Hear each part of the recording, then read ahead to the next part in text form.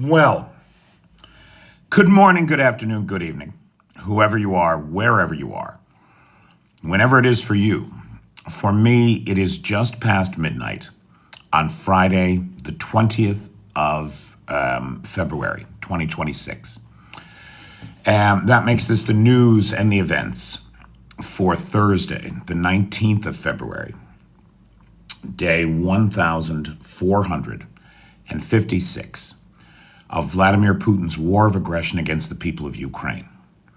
How do you do? I'm Peter Alexievich, and this is the live at 6, I guess. I'm so sorry, everybody. Hey, Parda. Hey, Arn. Hey, Stu. Arna knows what happened. I fell asleep. I am late tonight, Arn. I swear to God, a little bit of yard work and a couple hundred kilometers of travel, and I'm worthless. I mean, what a drag it is getting old, huh? Oh, God, I haven't had a Valium in years. How's everybody doing tonight? No, seriously, I haven't. I haven't. I swear to God, man. Sleepy, sleepy. Honest to God, Stu, a little bit of yard work and a couple hundred kilometers, and I am dead. Dead to the world. And dude, I lay down early. It was like 8:30. I thought, oh, it's 8:30, right? How long could I possibly sleep for? And I woke up and it's a quarter to midnight. I'm so sorry, everybody, especially you, Lola, because you are our sponsor tonight. And I literally almost slept through the entire thing. I mean, I did sleep through the entire thing, basically. I'm an hour late. Hey, Maddie, how you doing? How's everybody doing? I'm so sorry, everybody. I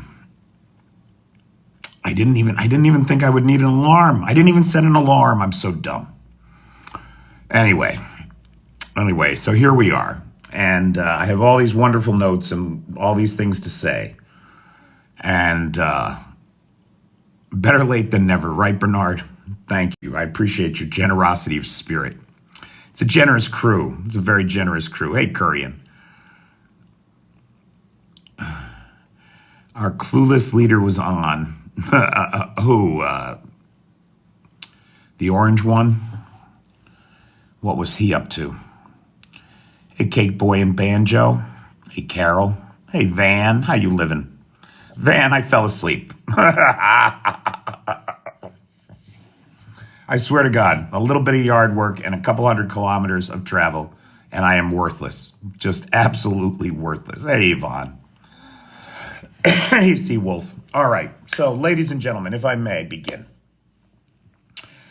Big thanks to Lola K, who is the sponsor of tonight's live. I mentioned last night I've been traveling. My vacation has doubled from what it originally was. And I'm broke. And Lola came to my aid, and Guard, who will be our sponsor tomorrow night, did, and Arna, who was our sponsor last night, did. So I'm very grateful to everybody. And let's get into it, shall we? Now look, if the Russians had a lot of drones and missiles handy, they wouldn't have sent 37 last night. Oh yeah, sure. The other night they sent 300. But last night, 37.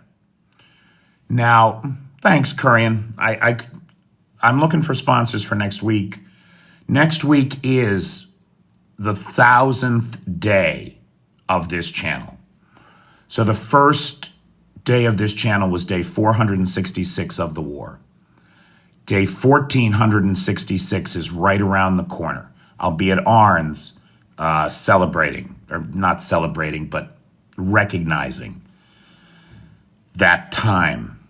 If you had told me when we started doing this that I would be doing this 1,000 days from now, that we would have 1,000 of these conversations, I would never have believed you.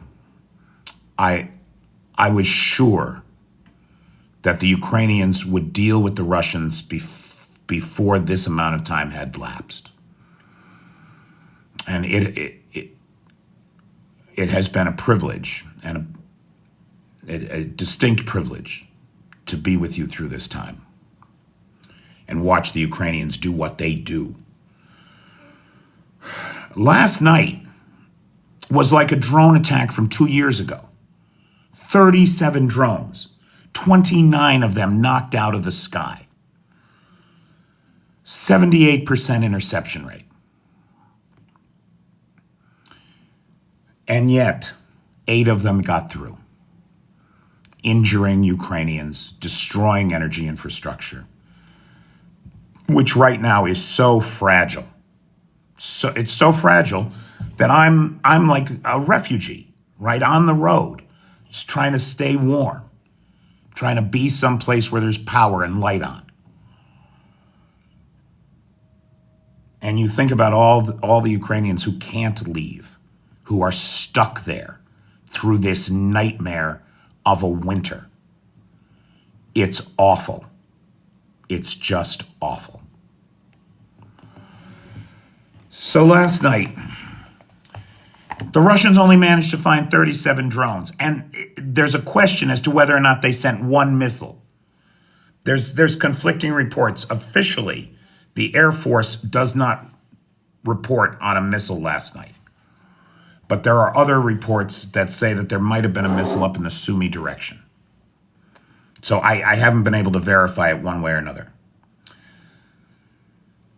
We said last night that 106 drones were headed toward Moscow. Well, what did they take out? One of the things that they took out was an oil depot 400 kilometers west of Moscow, just about dead north from Sumy, right along the Belarusian border. Now, this is an important oil depot strike because this was not civilian infrastructure. This was a military fuel depot. Period. Full stop. Military use only.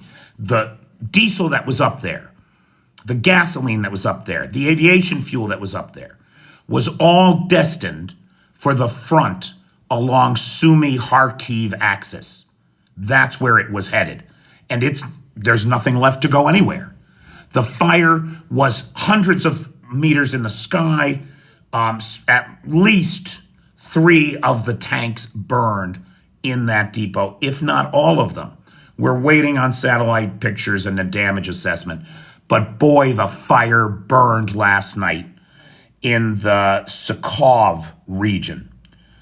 Again, 400 kilometers west of Moscow, right on the Belarusian border, directly north from Sumy Oblast.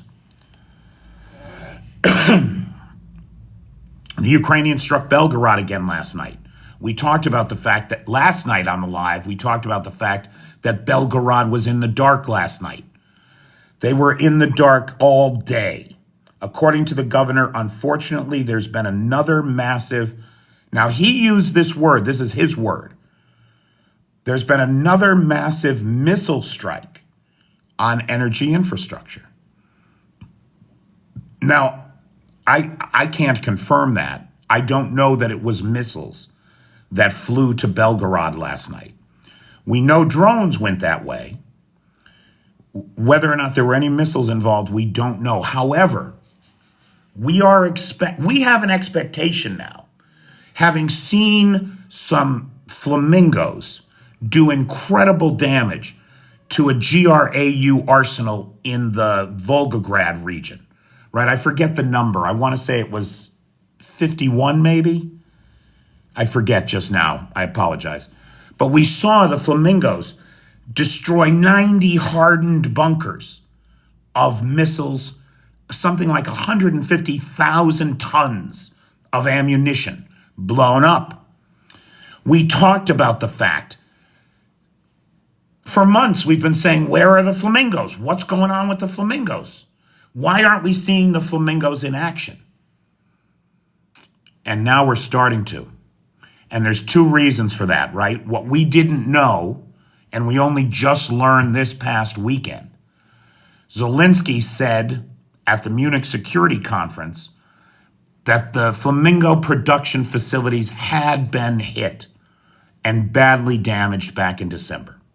Remember, there was a rumor about that, but we couldn't confirm it, right? Operational security, nobody was saying anything. All we had were rumors. Now we know that that happened. And a new production facility had to be set up and a new production line created in an undisclosed and secure location. And today we don't know how many, right? They were supposed to be producing 100 of them a month by now. It's highly unlikely that that's happening. We're hopeful that 30 are coming off the production line a month right now. We're hopeful for that. The other piece of the flamingo puzzle is the question of anti-avoidance, anti-detection technology, which the flamingo did not have. It was easy to shoot down. But the new and improved flamingos appear to have a terrain mapping solution that allows them, without satellite contact, without GPS contact, to identify the terrain that they are passing through, and to do so with such accuracy that they do not require a satellite connection or an operator control, but instead rely on an AI to navigate that terrain at altitudes low enough to avoid radar detection by the Russians. The new and improved Flamingo 2.0 does appear to exist and is being released against Russian targets. This is bad news for the Russians, and it is coming at a time where they are having a lot of problems, boy, as tough as it is for the Ukrainians. And it is tough for the Ukrainians, make no mistake. It is tougher for the Russians. It's getting tougher for the Russians. One of the things that the Ukrainians are considering doing to make it harder for the Russians, and see, Wolf, you're right, the Ukrainians are smart, right? The Ukrainians are smart. One of the improvements that the Russians have made to their drone technology is copied right off the Ukrainians, right? Remember Operation Spiderweb? Remember what Operation Spiderweb did? It used the Russian cell towers for first-person view drone communication, long distance, all the way back to Ukraine. It used the Russian cell towers. What have the Russians learned from that? They learned to buy Ukrainian SIM cards and use the Ukrainian cell towers to get their drones in and get to the targets. The Ukrainians are considering passport verification for Ukrainian SIM card purchases. So you got to buy a bunch of SIM cards for your business, let's say, legitimately for your business. And it may be that you will have to show your passport to get them. What the Ukrainians are trying to avoid are bulk purchases of SIM cards by Russian agents or assets operating inside of Ukraine.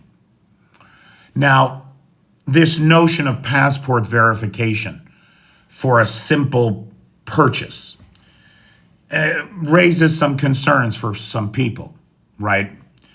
It appears draconian in its nature. And I don't know the answer. I don't know. Is it? You're talking about the way that they murder you every night. What is it worth to get a handle on that? And that's a tough one, right? I don't want anybody to give up their freedoms. But you have to ask the question at this time, what are you willing to do? And that's a question for the Ukrainians to answer. And they're going to answer it, right? And as soon as they do, I will let you know what they've said. Okay, let's move on. What does that say? What could that possibly say? Oh, Sweden. Sweden. Where are my Swedes? God bless the Swedes. The Swedes have approved a 21st support package, their 21st support package for Ukraine. Over a billion, just over €1 billion, right? That's 13 billion Swedish kroner. 400 million of it is earmarked for the new Trident Mark II air defense system. That's 400 million euros. 300 million euros for grenade launchers from Swedish Drawdown. Hey, Jan, good job, buddy. The Swedes, the Nordic countries, the Baltic countries,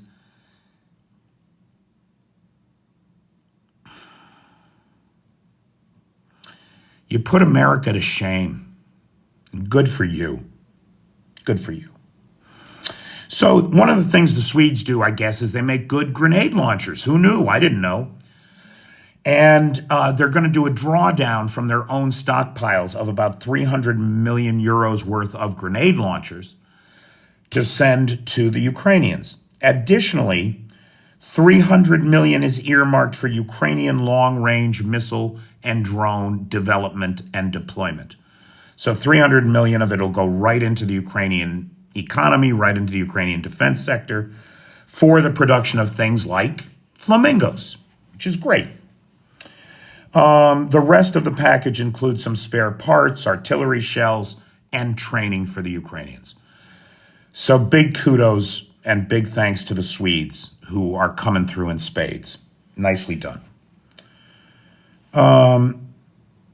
Surprise, surprise.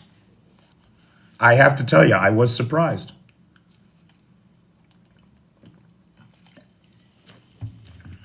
And it does give me hope. It does give me a little bit of hope.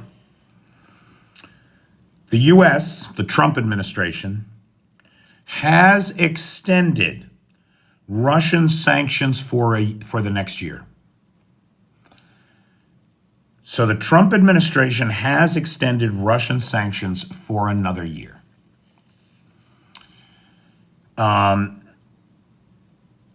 This was surprising to me. Now, it does appear that the Donald tried to let them expire. But there was a great deal of pressure from members of his own party, including Lindsey Graham.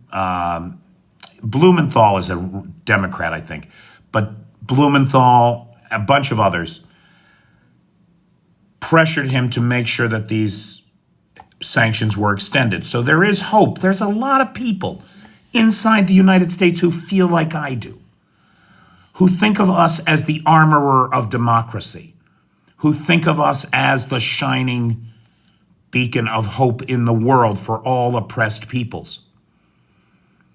And when I look at where we're at right now, I have to think that we are in an active coup, right? That Donald Trump represents a malign foreign power.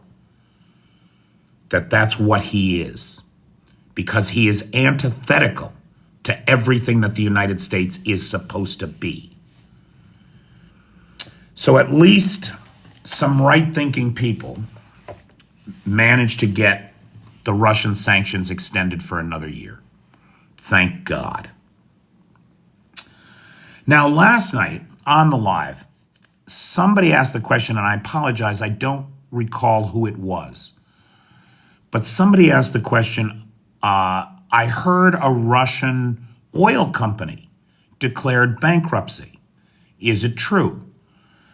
And last night I didn't know. So I went and I did a little reading. Was that you, nobody? It was nobody that asked. That's who asked last night. Nobody asked. So nobody asked last night about Russian oil companies going broke. And so I did a little reading last night, and I found out that, in fact, no, there was not a Russian oil company that has declared bankruptcy. There are at least 4. There is a wave of insolvency striking the smaller The smaller oil and gas producers. Yvonne, that's good. We could go right into a who's on first with this. I like it. I like it a lot. So there is a wave of bankruptcies hitting smaller Russian oil and gas companies in 2026. We're just going to focus on the oil companies right now, because how do you bankrupt an oil company, right? It would be like bankrupting a casino. You would have to be a complete moron these are businesses that let you print money if you do it right. But things are tough for the Russians. Things are tough for the Russians, boy. So these bankruptcies, this wave of bankruptcies, appear to be driven by higher transit costs. We know nobody wants to insure shadow fleet vessels moving into the Black Sea, or even legitimate vessels moving into the Black Sea. Now that the Ukrainians are blowing them up, nobody wants to insure them. Western sanctions are taking their toll.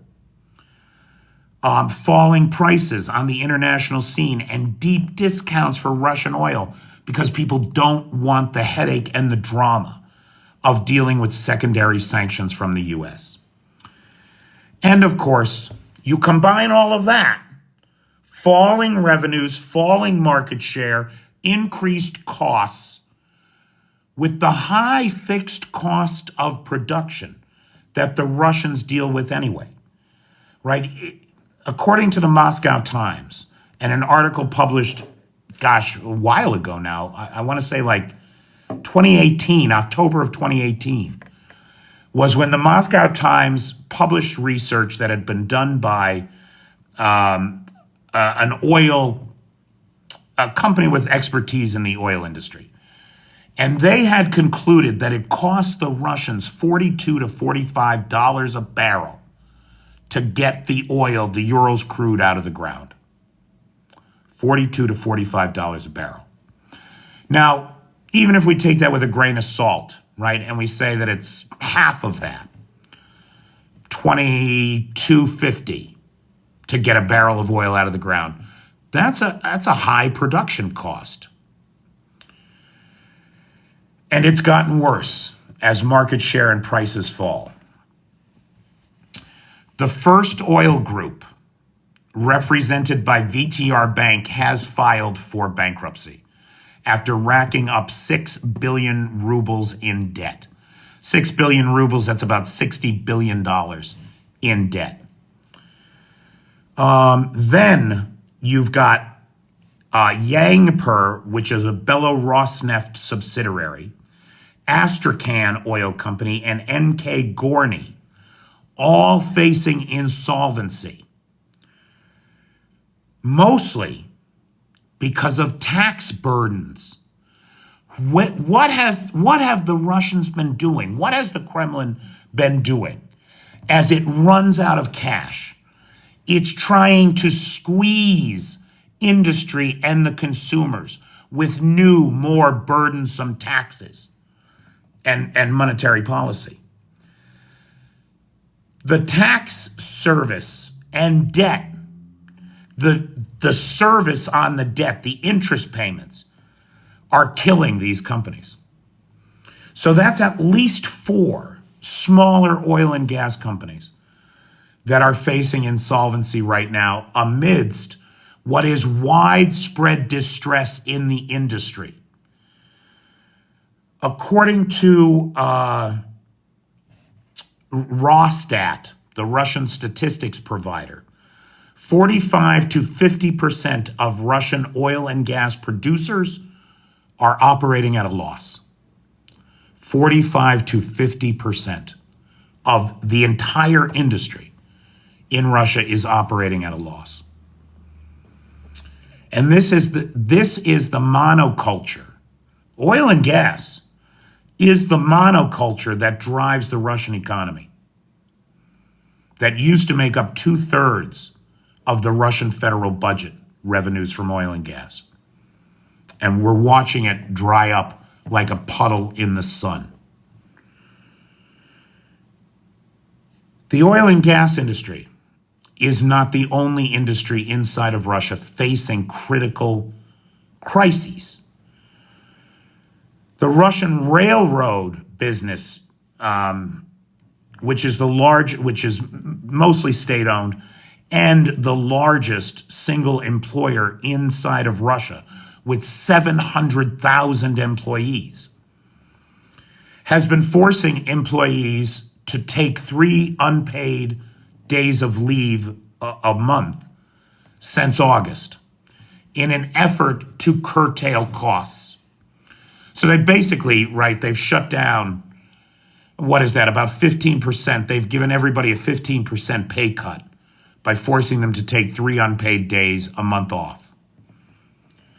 Okay. What else is happening in Russian railroad?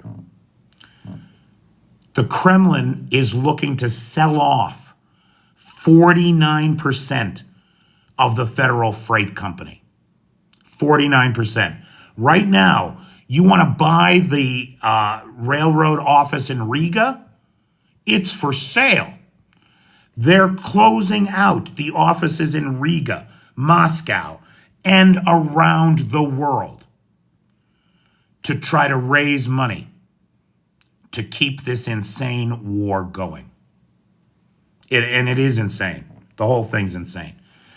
Rail freight, which last year, we said for 2025 was down almost 6% year on year from the year before, is already down 4% this year alone. The liquidation sale has started, Seawolf. Yes, it has. It started with the gold reserves, and now it's moving on to the railway assets. One of the largest buildings in Moscow is a Russian Railways building, and the entire building is up for sale. I think it's 45 stories, and it's just a glass and steel tribute to capitalism, really, is what it is.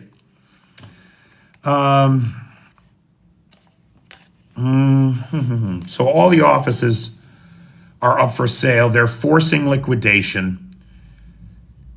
And then, get this. Remember, the Kremlin is a one-trick pony. They don't know how to do anything else. So what are they doing? They're forcing the sale of 49% of the assets of the Federal Freight Company, and they're increasing the tariffs on transportation. They're making it less attractive to send anything by rail by charging more for it. It's unbelievable. Now, in the last week, and it is important to remember that the gas industry, the oil and gas industry inside of Russia is not a normal free market system. There are laws in place that prohibit the raising of gasoline prices on the Russian people out of line with inflation. So when we think about inflation in Russia, well, I always think of 2 things, right? I think of the official number from the Kremlin, which right now is 6.8%. I think so. I apologize. I just forget the January number off the top of my head, and I did not write it down. Did Nightshade come in? Is he here? Anyway, there's the official word from the Russians about what inflation is. And if I'm not mistaken, today they've got it down under 10%. But then there's what independent economists say the inflation is. And there's the reality. Hey, Nightshade, do you know off the top of your head what the official inflation number for January was from the Kremlin? Was it 8.6%? About double what the target is? I feel like it was 8.6. Okay. Yeah, well, I fell asleep, man. I'm pathetic. I'm so old. I did a little bit of yard work with Martin up in the Netherlands, right? And then traveled today. I was telling Arna I couldn't get a seat on the train. German trains are a little disappointing to me, guys. I expected them to run like with clockwork efficiency, and the train was oversold. There was no place to sit. I spent the whole 2 hours and 46 minutes standing between cars.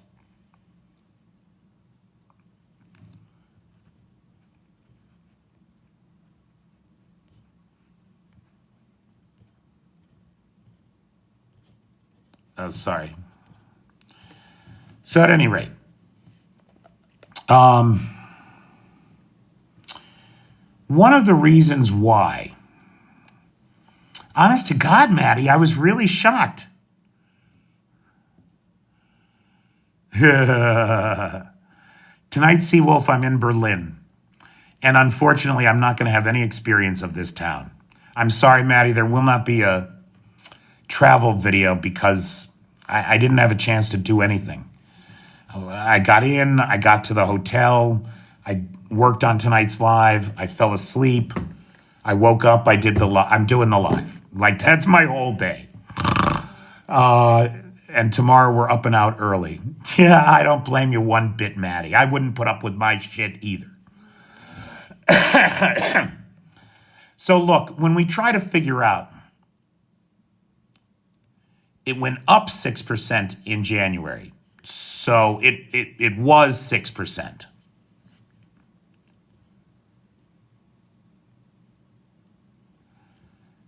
Yeah, no, I was surprised that the train was oversold today and I couldn't get a seat. The question was, what is the official rate of inflation from the Kremlin for the month of January? That was the question. But even if we don't have a good answer, there are a couple of things that we can deduce how far off in reality.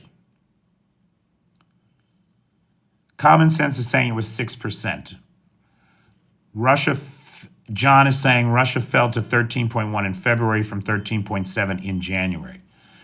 Oh, now funny, John, I could have sworn that I saw that it was under 10%. The official number. All right, I apologize. I should know it. I apologize. But even if we don't know it, there are a couple of things that we can compare it to ask ourselves, is it the real number? One of the things is the interest rates. From 5.6 up to 6 is what McNally is saying. That could be. John's numbers are from Reuters. I'll have to take a look tomorrow, guys. Anyway, what are the other factors? The interest rates. If it was really 5.6%, if the inflation in Russia was really 5.6 or 6%, why the fuck are interest rates at 15.5%? Right? Interest rates at 15.5% are a klaxon call that there is something desperately wrong and that inflation is out of control. Not at 5.6%. Then we have the laws that prevent gasoline from rising prices unless it mirrors inflation. And what do we see with the price of gas in the last week inside of Russia? 95 octane is up 5.8%. 92 octane is up 6.9%. Those are big numbers. That's the last week. Up 6 and 7% respectively for 95 and 92 octane. Some folks are reporting a food crisis as the price of food inside of Russia spirals out of control. And we have good data that says that the price of cabbage, this is since the first of the year, the price of cabbage is up 7.6%, carrots up 8%, potatoes up 10% plus, Tomatoes up 20%. Coffee up 25%. Lemons up 32%. And most of all, cucumbers doubled in price since the first of the doubled, up 100%. Soon they're going to be selling bread by the slice. We are watching the failures of the Soviet Union, the same people make the same mistakes again. Guns versus butter. And they're choosing guns. The cucumbers up 100% is largely due, we're being told, to increasing prices of electricity inside of Russia. Now, that's because the Russians grow their own cucumbers. They eat a lot of cucumbers. So I looked it up. It was something like 30 kilos a year the average Russian eats in cucumbers, something like that. They're in the top 5 in the world. The Chinese beat everybody out. The average Chinese citizen eats 55 kilos of cucumbers a year. That's a kilo of cucumbers a week by yourself anyway. Why are cucumbers so expensive? Because they're grown in hot houses. They require a lot of electricity. And electricity prices are spiking. Why are electricity prices spiking? Because the value-added tax, the VAT that everybody pays on everything in Russia, has gone from 20 to 22%. Now, I say that, and you say to yourself, well, that's just 2%, right? It's just a 2% increase. That shouldn't be a big deal. Imagine you are a person living in Russia who buys widgets. It's a widget, right? It's some widget. It's something you need. I am the person who manufactures widgets. I depend on a plastics manufacturer to make the molded plastic parts for me. I depend on a Russian metallurgist to make the metal parts that I put the plastic parts in. I have another guy that does another important thing for me. That makes the adhesives. Every one of them, every one of my suppliers, every one of their costs just went up to 2%. That means across the boards for every item that goes into this widget that I make for you, I'm paying 2% more, plus I'm paying 2% more in electrical costs, gas costs, right? Because I got to keep the metallurgical pieces hot. So I'm always burning gas. Economists are estimating that this 2% increase in the VAT is going to result in between, the estimates vary, from about 3.8% to about 5.2% overall inflation. In a world where the official government number is, let's call it 6% for right now, right? Let's say it's the official government number is 6%. So I add 4% to that just because of this new VAT. And that does not include the overhead of all the other taxes and tariffs that the Kremlin has laid at the feet of the Russian people and Russian industry in order to pay for its lunatic genocidal campaign inside of Ukraine. It's insanity. Now, some of you may know the company C-Bonds. That's the letter C, C-Bonds. They're a global financial data seller. They sell financial data. And they're an IT company too. But according to them in 2025, and they they provide data on 180 countries around the world. 48 Russian bond issuers failed to meet their obligations. These are banks, these are financial institutions that have the wherewithal to borrow money from the public for public projects. And 48 failed to meet their debt obligations to the buyers. That is a warning. That is a red flag. That is, normally in Russia, it's maybe 2 dozen a year. This is double that. That's a red flag that the Russian banking system is in trouble, is in real trouble. And we are likely to see a cascade failure across the Russian banking system in the next 4 to 5 months. It's that soon. It's coming. And remember back in December when I said by the end of January, things would be so bad that the Russians couldn't hide it anymore? This is the evidence of that very thing. This is the evidence of that. Okay. Guard, I'm sorry, man. I fell asleep. You know, I swear to God, I do a little gardening, I do a little travel, and I'm like an old man asleep in the chair in the corner. I'm not like an old man. I am an old man asleep in the chair in the corner. So I'm sorry about that. So my deepest apologies to Miss Lola K, who is the sponsor of tonight's live. Thank you, Lola. I got out of bed just for you, dear. I really did, because I really did want to roll over and go back to sleep. But I couldn't do it. Rip Van Peter. You're not wrong, Yvonne. That's exactly how I feel. So big thanks to Lola K, who is the sponsor of tonight's live. I really appreciate it, Lola. Big thanks to Lars, who has the Discord server, Nightshade, who has the Peter's Peeps group on the Book of Faces, and of course the best moderator team on the Tickety Talk. I'm not sure who's here, but Feisty, Maddie, Pete, and Travis. Thank you all so much. Air defense active in Crimea, Sochi, Krasnodar, and Anapa? I don't know where that is. Doesn't matter. Good. Good. So, guys, we got about 8 minutes left. Questions, comments, points of observation. What's going on? What is going on?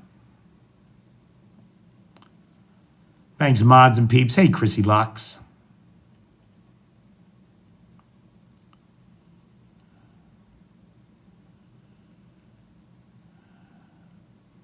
If it's in Russia, it's all good. I'm not arguing. Krasnodar Krai is Anapa. Okay. Neither, Parsky. I am in Berlin. So I am en route to Warsaw to pick up my luggage. I've been living out of a little handbag with 3 pairs of underwear and 2 pairs of socks since Friday. So I'm heading to Warsaw to pick up my luggage. It's a city on the Black Sea. No, I don't know that one. Hey, Bobby. Yvonne, that's a great question. So the House is trying to pass a sanctions bill. Now, I'm not sure. Oh, no, see, I'm not sure. I heard today or saw a report today that the Trump administration had extended the sanctions against Russia for the next year. Now, I don't know if that means that that bill passed the House, or if this is a separate issue. I will get clarity on that for tomorrow. Tomorrow is going to be hard, guys, because my bus does not arrive inside of Warsaw until 10:45 local time. So it's going to be a race to get the live. The live will probably be late tomorrow, just like it was today. I think we should plan on that. We should plan on tomorrow night's live being at 6 p.m. New York time. I think I should be able to manage that. But my bus doesn't get in until almost 11.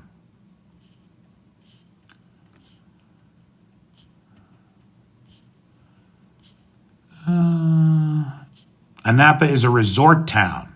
Okay.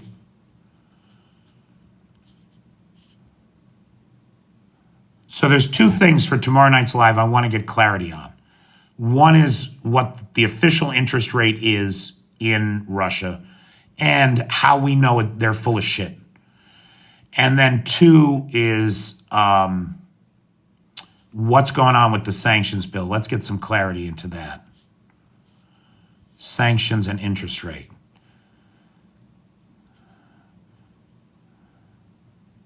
Thanks, Bernard.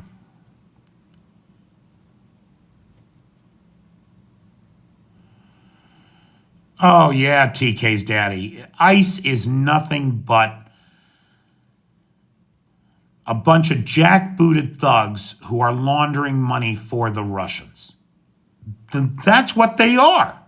And here's a great example. TK's daddy gives us the $128 million for a warehouse that's worth $29 million. It's just like when Trump sold that building in Florida to a bunch of Russian oligarchs, right? What was it? I want to say the building was assessed at about 18 million, but he got something like 89 million for it. Gosh, what favors do you think the Russian oligarchs wanted from the Donald? You think they were just being generous? Give me a fucking break. Sanctions on the Russians.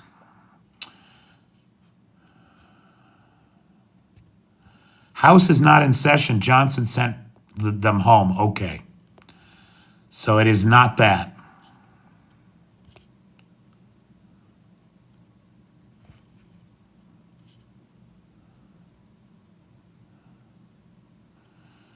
Ich bin ein Berliner.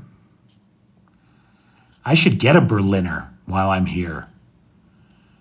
I've never been in Germany, right? I took a bus one time across the country with a 3-hour layover at the bus station. I have never been in Germany. And I'm sad that this is like the same thing. I'm not going to be able to get to the Brandenburg Gate. I'm not going to get to the zoo. I'm not going to see anything while I'm here. But that's okay, right? I'm just trying to get to Norway.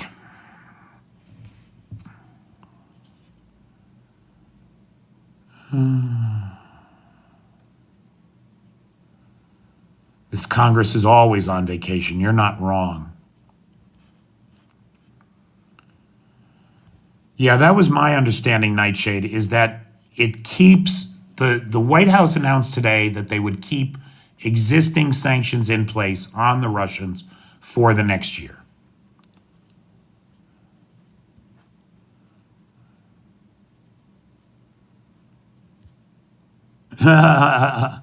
Elements by Bajaram?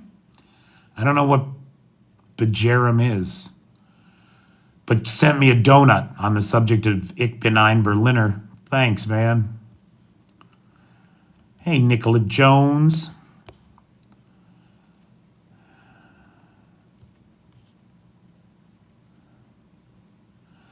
I don't know what the Reaperbahn is. No, I'm not going anywhere, Seawolf. I have neither the time nor the money to be flitting around. There's the 10 days off was great, but I'm really happy to be back here with all of you and talking about Ukraine. There is an awful lot to talk about. Now, look, nobody worry about my luggage, right? You know the story. Don't you know this story? I'm coming back from Beijing, and I want to stop and see my buddy Martin in the Netherlands because I'm supposed to change planes in the Netherlands. So I'm going to be there anyway, right? I figure I'll just cancel the Warsaw leg of the flight, and I'll get off the plane in Amsterdam. So I call up KLM and I say, I want to cancel the Warsaw leg of my flight. I want to get out in Amsterdam. They say, no problem. Just don't get on the plane. I said, really? No change fee? Nothing? Yeah, no problem, pal. The guy tells me.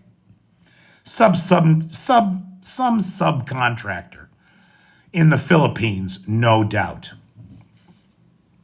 So I said to him, I said, what about my luggage? That's going through to Warsaw. I need it off the plane with me in Amsterdam. He says, no problem. When you're checking in, tell them you're not going to fly to Warsaw. You're going to get out in Amsterdam, and they'll tag your bag to get off in Amsterdam. That is not how any of that works. And I believed him. I canceled the Warsaw hotel. I made a hotel reservation in Amsterdam. I changed my plans because of what this guy told me. I go to check in Beijing and I say to them, I want to get off in Amsterdam. They say you can't. That is not a thing. If you want to get off in Amsterdam, it's going to cost you 400 euros. 400 euros. Well, I got plans with Martin. I'm getting off in Amsterdam. My luggage is going to go through to Warsaw. So get this, after they tried to hold me hostage and would not take any responsibility for what the guy had told me on the phone, the customer service rep, I get out in Amsterdam. A few hours later, I file a delayed baggage report, and they delivered the bag to my friend in Warsaw the next day.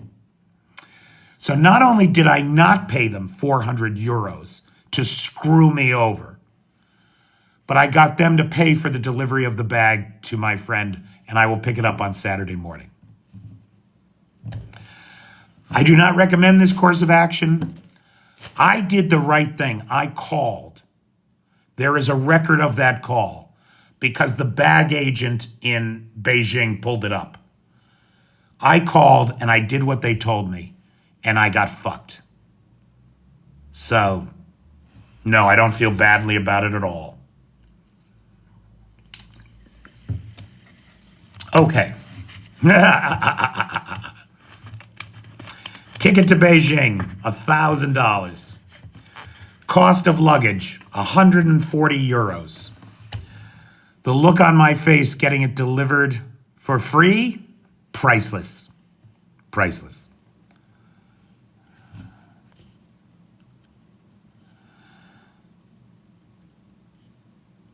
Oh, nice, Nightshade. I haven't seen that one. Guys, Nightshade just posted the reporting from Ukraine update, which is a good one about flamingos and ammo depots. We'll all have to tune into that. Julian, I mean, a lot of people accused me of kind of selling out because all of my videos from China were so positive. But I meant every word of it. Every one of my China videos, I meant everything I said. That does not mean that I am not aware of the human rights abuse records of the Chinese. That does not mean that I don't know that Tiananmen Square is soaked in the blood of the righteous. That does not mean that I am unaware of the Uyghur genocide or the Tibetan massacres. I know about all of it.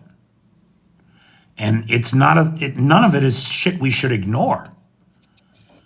However, in this conflict, it is my opinion, with the United States subverted as it is by Donald Trump and his gang of foreign agents, the one group of people that have the most power over Russia are the Chinese. China could stop this war tomorrow. They have that power. And I was very happy, very impressed to see that in the wake of the humanitarian crisis in Kyiv, with the energy infrastructure so fragile, that the Chinese are sending an energy sanctions package. Now, I still have not, you know what, let me write that down. We need 3 things for tomorrow, right? Inflation, where's my pen? Bugger all. Inflation, sanctions, and the Chinese energy package. Let's get some details on all this for tomorrow. In the meantime, let me again thank Lola K, who is the sponsor of tonight's live. Thank you, Lola. Big thanks to Lars, who has the Discord server, Nightshade, who has the Peter's Peeps group on the Book of Faces. If you don't follow Nightshade, you really should give him a follow. He's got daily tactical and operational updates all the time. It's a great source of information. And of course, to the best moderator team on the Tickety Talk, Feisty, Maddie, Pete, and Travis.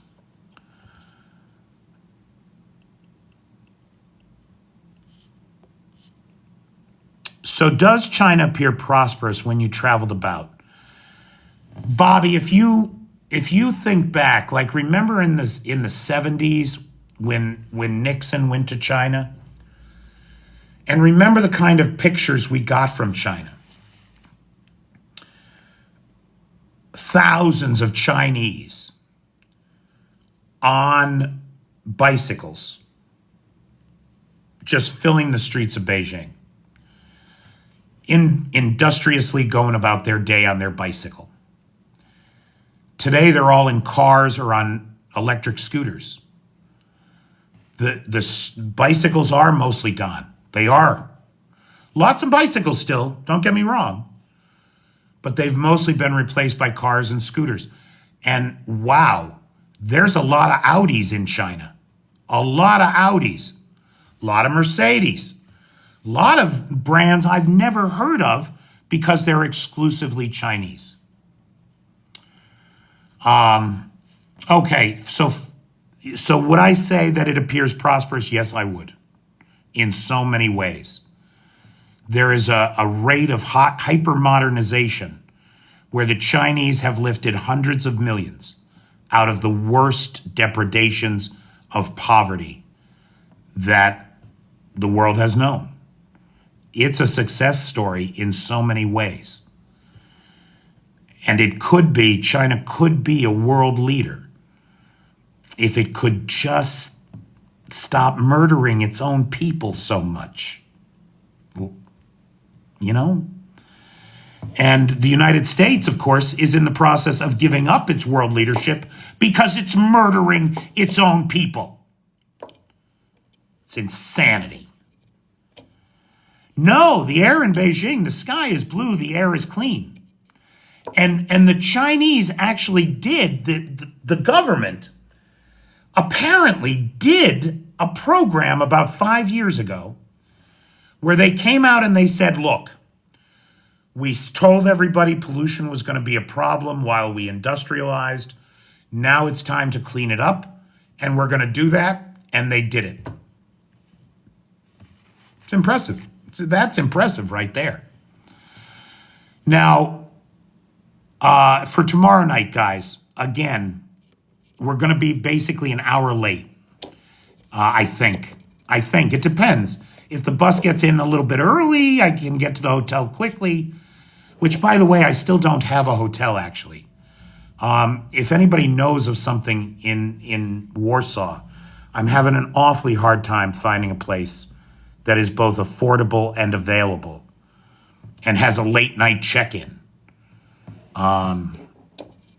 Yeah, I got to get on that right after I get off of this because I have to have someplace to go.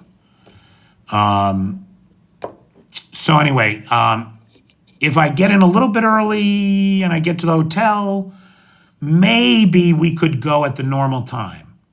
But I'm expecting that that's not going to happen. I don't see it happening. So I'm going to say tomorrow we will be on at midnight Central European time or 6 p.m. New York time. Bobby, I can't stay in a hostel. I can't be in a room with a bunch of kids. I don't want that. That is not for me, pal. I did do it once, about 3 years ago, and they stole all my stuff because I didn't have a lock with me. That's not even a joke. They really did steal all my shit. So no, I'm not a big fan of the hostile scene. Thanks, Clive. Thanks a lot, Clive. Okay, we're about 10 past the hour. So let me officially wrap it up. Again, big thanks to Lola K, who is the sponsor of tonight's video. Big thanks to Arna, who sponsored last night, Guard, who's sponsoring tomorrow. If you can sponsor a live right now, would be a great time to do it. Pretty please, with sugar on top. If anybody knows of any place in Warsaw, please hit me up. And because I got to do that right after this live. I got to figure that out. And that's it. So it's 10 past 1 here in beautiful downtown Berlin. Correct, Maddie. Thank you. Thank you very much.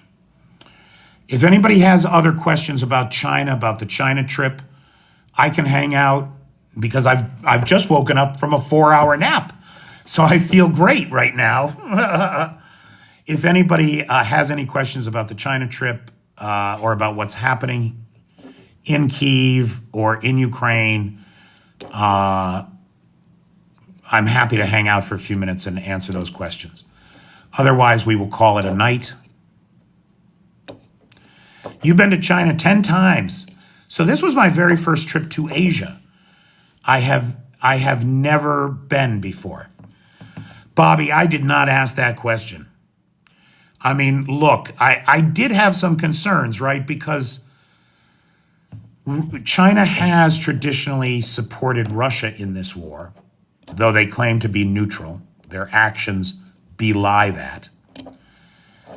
And I have said some negative things about the Chinese government that were factual.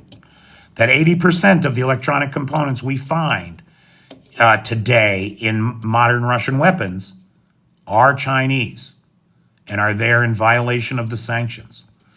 It's a scandal when an American company like Ubiquiti is found to be selling parts to the Russians.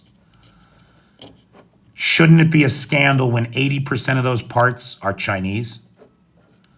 I think so.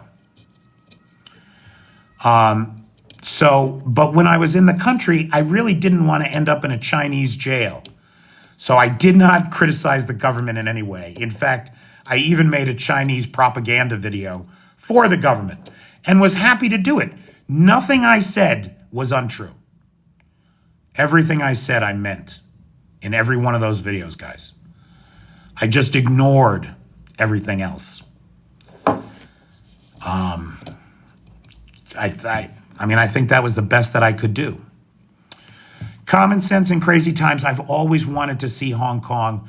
As I understand it, it's one of the best places in the world for a man to have a suit made.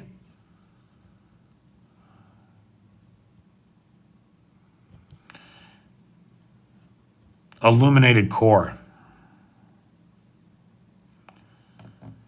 The food was amazing. I mean, amazing. Now, it's worth pointing out that I did not eat a lot of street food. The first few days were all wedding events, wedding rehearsals, the wedding itself, and the food was of the highest quality. Holy cow. I've never eaten carp before. We don't eat carp where I live. But they eat carp there, and the carp was excellent. It was prepared beautifully. White, flaky, delicious. The duck, oh my gosh. I mean, I like duck to begin with, but there were so many variations of good duck. And the list just goes on and on and on. I had these spicy shrimp, and I love spice. And I was so happy. The woman, I mean, she said this anyway. I don't know if it's true. But she said she didn't make it any special way. When I ordered it, she made it the way she makes it for everybody. And it was a true spice palette of the Chinese. And it was excellent. Excellent. The food was never ending. Mr. Local, there was lots of great beef. Lots of great beef. Not a steak. I didn't have a steak the whole time I was there. But there were beef beef and pork meatballs, for example, at the wedding. Excellent. What other kinds of beef? Oh, this was a big disappointment to me, Mr. Local, because I like spice. I want spice. I want to taste original, right? Like, how do you do it? So I ordered the spicy beef in this one place. And it came out, and I was sitting there, and I was so disappointed. It was so weak, so tepid. And the waitress comes over and asks me how it is, and I said, I thought it'd be spicy. It's not spicy. And she said, oh, I told the chef you were American. I told him not to make it spicy. I specifically said. And I know you have these assholes, no, make it spicy, then they cry. But I'm not that person. I said to her before she went into the kitchen, I said, tell the chef to make it like he's making it for his father-in-law, not for some weak American. I can take it. And she did it anyway. That was really disappointing. People are super friendly, Bobby. Everybody was so friendly.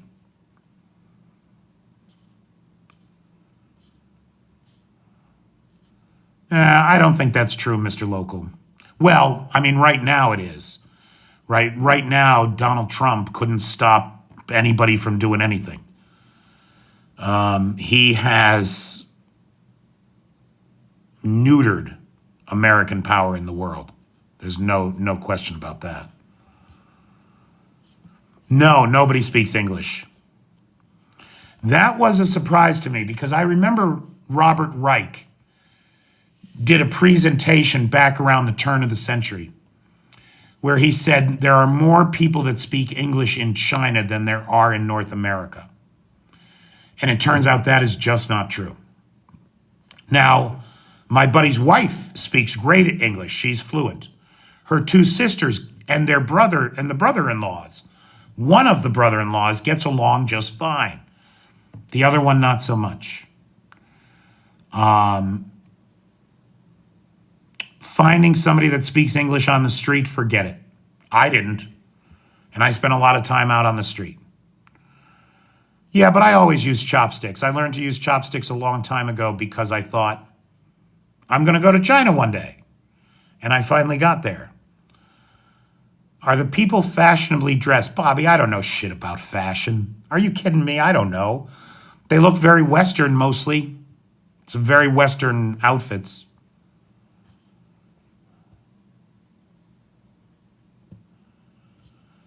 Interesting. Common Sense says they've pivoted away from English a little bit out of national pride. That could be. But no, very hard to find anybody that speaks English. They've pivoted away. No, Bobby, I didn't pick anybody up. There was nobody that spoke English. Oh, you mean the language? No, I didn't learn to speak any Chinese. Thank you, Maddie. Yeah, I know white people fashion from New England. That's all I know. What's comfortable and warm. That's all I know, pal. All right. So, ladies and gentlemen, friends, Romans, countrymen, the Chinese that are listening, the Russians who are listening, everybody out there in the universe, thanks so much for joining me this evening. Have a great day and a pleasant tomorrow. And I'll talk to you soon. Thank you. Thanks, everybody.